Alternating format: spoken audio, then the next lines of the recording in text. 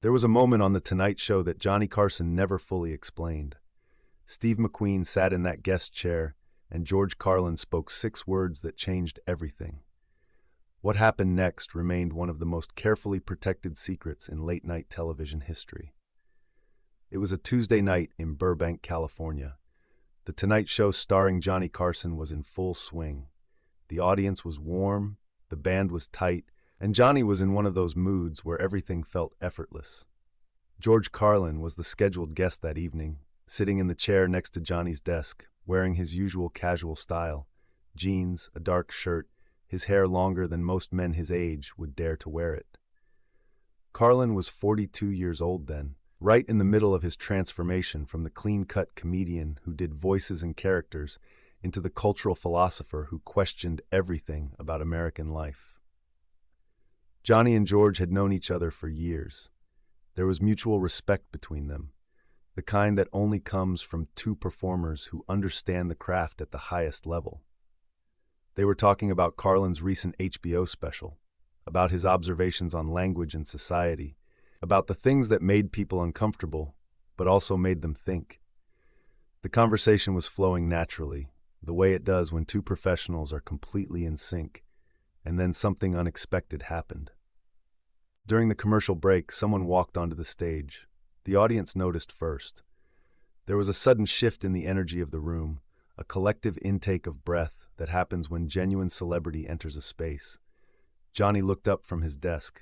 George Carlin turned in his chair, and there, walking across the Tonight Show stage with that unmistakable walk, shoulders relaxed, head slightly tilted, moving like he owned every room he entered, was Steve McQueen. Steve McQueen was not scheduled to be there that night. He was not promoting a film. He had not been announced. He simply walked onto the stage because he and Johnny Carson were friends, and because Steve McQueen did what Steve McQueen wanted to do. That was part of what made him Steve McQueen. Johnny stood up immediately, genuinely surprised. The two men shook hands, and you could see the authentic warmth between them. McQueen had that effect on people he respected. He could be distant, even cold with most of Hollywood, but with certain people, people he considered real, he let his guard down. Johnny Carson was one of those people. "What are you doing here?" Johnny asked, smiling. McQueen shrugged in that way he had, that effortless movement that somehow conveyed more than most people could say in a full sentence. "I was in the neighborhood," he said. His voice was quiet, almost too quiet for television, but when Steve McQueen spoke, people leaned in to listen. The audience applauded. They always applauded for Steve McQueen. He was 50 years old in 1979, still carrying that same presence that had made him the highest-paid movie star in the world just a few years earlier. He had done Bullitt, The Great Escape, The Thomas Crown Affair, Papillon. He was American masculinity distilled into human form, cool without trying, tough without posturing, attractive without vanity. Johnny invited him to sit down. There were only 2 chairs for guests on The Tonight Show, and George Carlin was already sitting in one of them. But this was Steve McQueen, so a stagehand quickly brought out another chair and placed it between Johnny's desk and where Carlin was sitting. McQueen sat down. He crossed his legs. He looked completely relaxed. George Carlin watched all of this with his usual observant intensity. Carlin was not a man who was easily impressed by celebrity. His comedy was built on seeing through surfaces, on questioning the things that everyone else accepted without thinking. He studied people the way a scientist studies specimens, always looking for the truth beneath the performance. The 3 men sat there for a moment. Johnny was clearly delighted by this unexpected turn.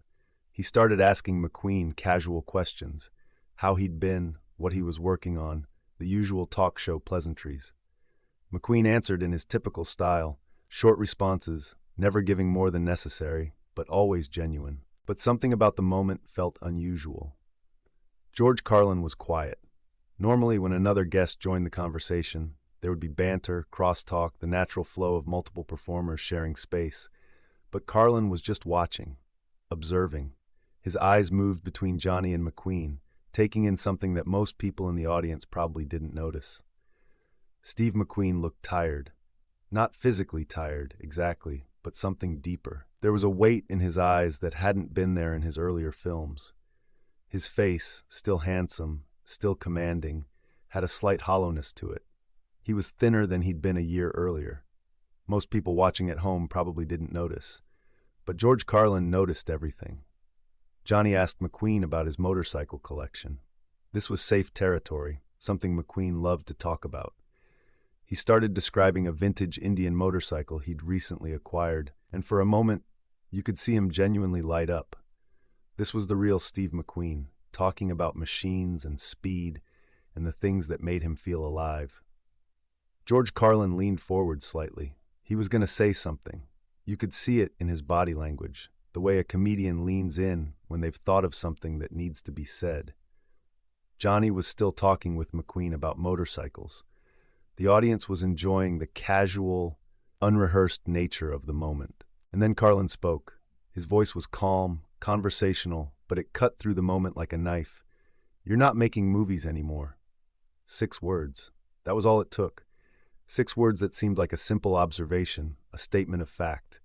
But the way Carlin said it, the tone he used, carried something else. It wasn't a question. It wasn't an accusation. It was an observation that demanded acknowledgement. Steve McQueen froze. The change was immediate and visible. His entire body stiffened. The relaxed posture disappeared. His jaw tightened. For just a second, maybe 2 seconds, you could see something flash across his face. Surprise, maybe anger, maybe something else entirely. It was the first time in the entire appearance that Steve McQueen looked anything other than completely in control. Johnny Carson noticed it immediately. Johnny had spent thousands of hours reading people on live television, understanding when a moment was going south, knowing when to step in. He opened his mouth to redirect the conversation, to smooth over whatever Carlin had just touched. But Steve McQueen spoke first. "That's right," he said. His voice was even quieter than before. "I'm not." The studio audience had no idea what they were watching. To them, this was still just casual conversation between 3 famous men. But anyone who understood subtext, anyone who was really paying attention, could feel the shift in the room. George Carlin had touched something real, something raw, and now everyone was waiting to see what would happen next. Johnny tried to lighten the moment. "Well, you've made plenty of great films," he said, using his host voice, the one that could make anything feel comfortable. "You can take a break whenever you want." McQueen didn't respond to that. He was looking at George Carlin now, really looking at him. There was something in that look, a kind of recognition. McQueen was known for being able to spot phoniness instantly. He despised fake people, despised Hollywood pretense. But what Carlin had just done wasn't phony. It was honest. Brutally honest, maybe, but honest. "Why'd you stop?" Carlin asked. He wasn't pushing exactly, but he wasn't backing off either. This was what Carlin did. He asked the questions that everyone else was too polite to ask. Steve McQueen was silent for a moment. The silence stretched out. In television terms, it was an eternity. 5 seconds, 8 seconds. The band wasn't playing. The audience wasn't laughing. Everyone was just waiting. Then McQueen did something unexpected. He smiled. Not his movie star smile, the one that had been photographed 10,000 times. This was something more real, more vulnerable. It was the smile of a man who had just been seen, truly seen, maybe for the first time in a long time. "I got tired," he said. "I got tired of all of it." Johnny Carson leaned back in his chair. He understood now what this moment was. This wasn't entertainment anymore. This was confession. This was real. George Carlin nodded. He didn't say anything else. He had asked the question that needed to be asked, and McQueen had answered honestly. That was enough. But the audience at home didn't understand what they were watching. They didn't know what was happening beneath the surface of this conversation. They didn't know that Steve McQueen had essentially retired from acting, that he had walked away from being the biggest movie star in the world, that he had chosen a different kind of life. They didn't know because McQueen hadn't told anyone. He had just quietly stopped working, stopped taking meetings, stopped being Steve McQueen the actor. What happened next surprised everyone in the studio. McQueen started talking, really talking. He talked about how exhausting it had been to maintain the image of Steve McQueen.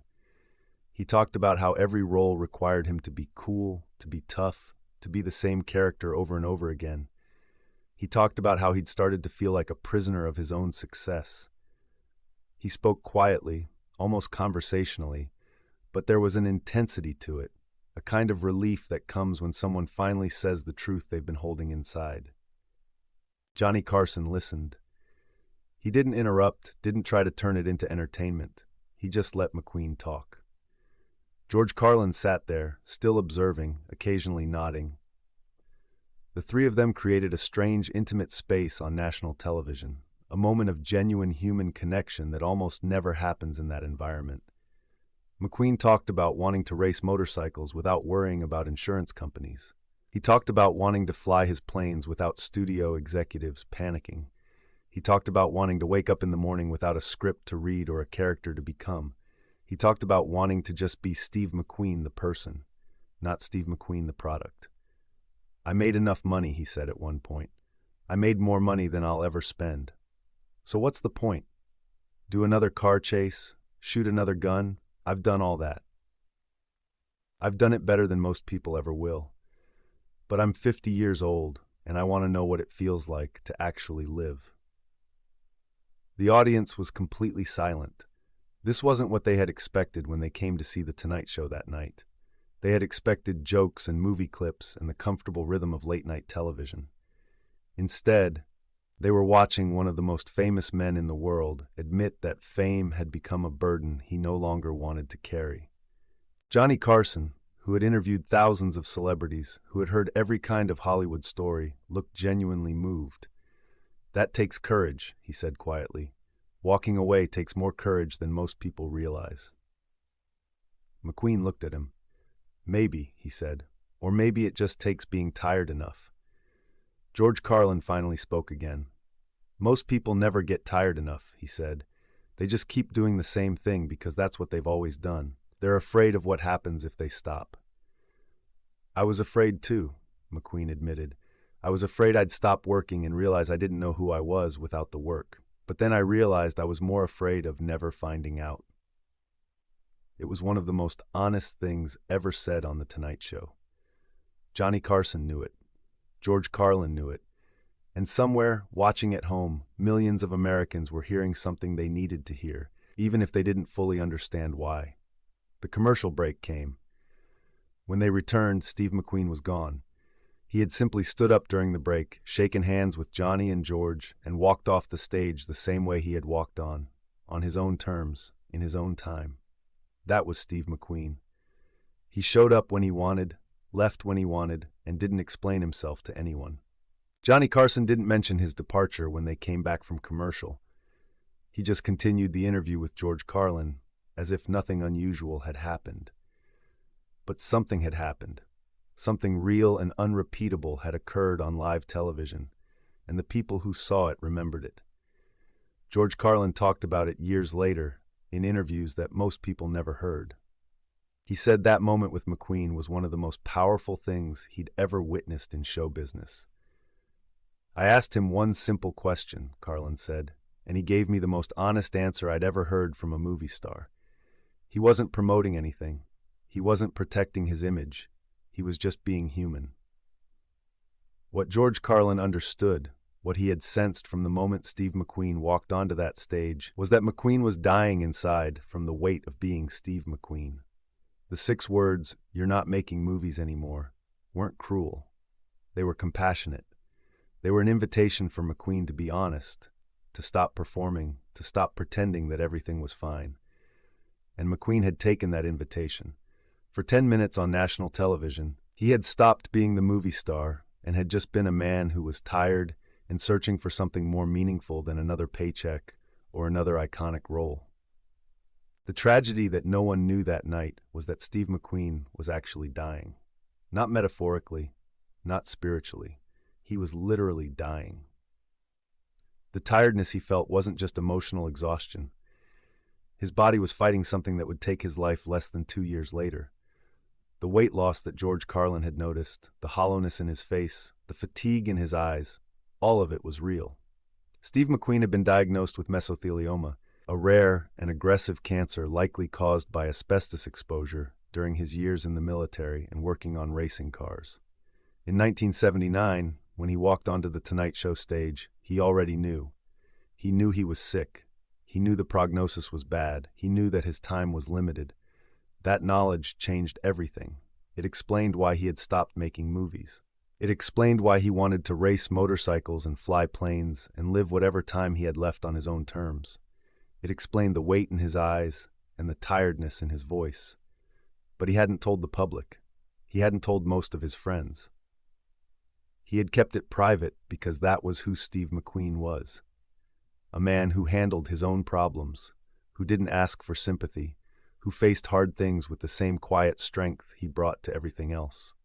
When George Carlin asked him why he'd stopped making movies, McQueen could have lied. He could have said he was just taking a break, or that he was looking for the right project, or any of the other things celebrities say when they're avoiding the truth.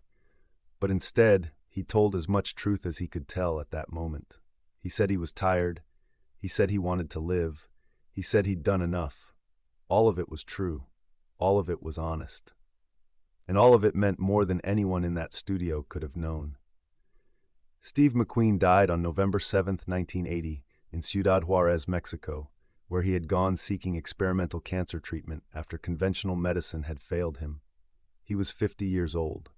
The coolest man in America, the actor who had defined masculine grace and understated power, died quietly, away from cameras, away from Hollywood, surrounded by only a few close friends and family members. When the news broke, people remembered his films. They remembered the car chase in Bullet, the motorcycle jump in The Great Escape, the quiet intensity of his performances. They remembered him as an icon, a legend, a symbol of everything cool. But a smaller group of people remembered something else. They remembered that night on The Tonight Show when George Carlin asked him a simple question and Steve McQueen gave an answer that revealed more truth than he probably intended. They remembered the moment when the coolest man alive admitted he was tired and wanted something more than fame. Johnny Carson never forgot it either. Years later, after Carson had retired from The Tonight Show, he did a rare interview where he talked about the moments that had stayed with him from all those years behind the desk. He mentioned the night Steve McQueen showed up unannounced. George saw something in him that night, Carson said. George had a way of seeing through people, of getting to the truth, and Steve respected that.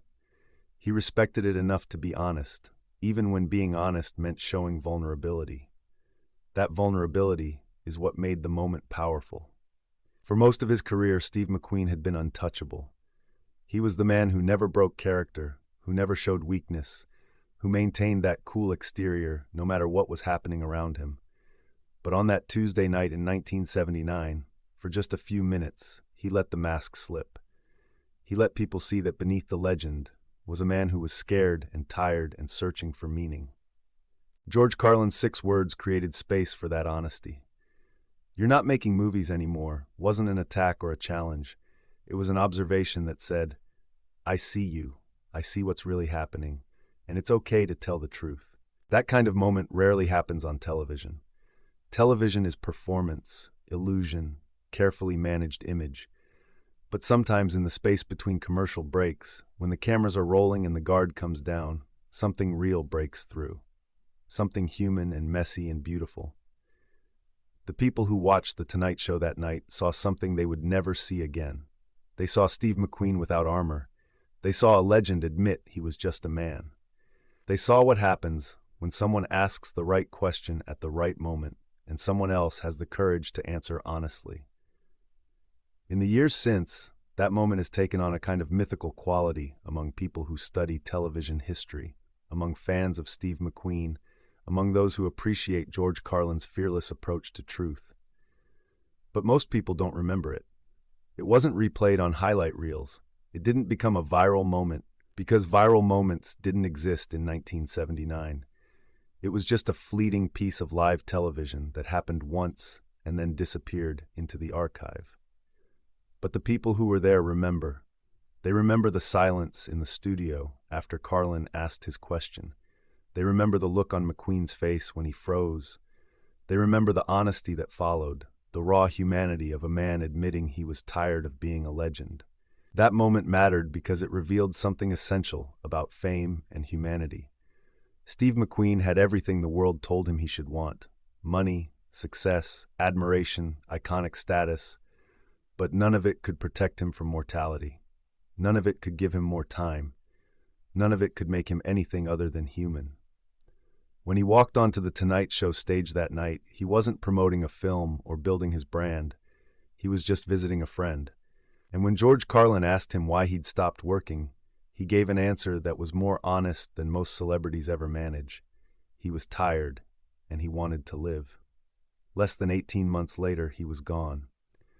The man who had raced motorcycles at dangerous speeds, who had performed his own stunts, who had embodied fearlessness on screen, died fighting a disease he couldn't outrun. In his final months, he stayed true to who he'd always been: private, proud, handling his own pain without asking for sympathy.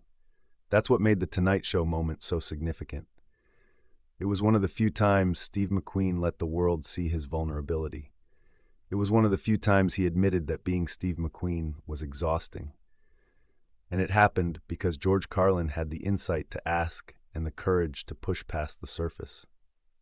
The legacy of that night isn't about scandal or gossip or celebrity drama. It's about the moment when two brilliant men, a comedian and an actor, created space for truth on national television. It's about what happens when someone asks the right question and someone else is brave enough to answer honestly. If you remember watching Johnny Carson during those years, if you remember what it felt like to stay up late and see moments of genuine human connection on television, if you remember when talk shows could surprise you with their honesty, tell us about it in the comments. We'd love to hear your memories of that era when television could still feel real.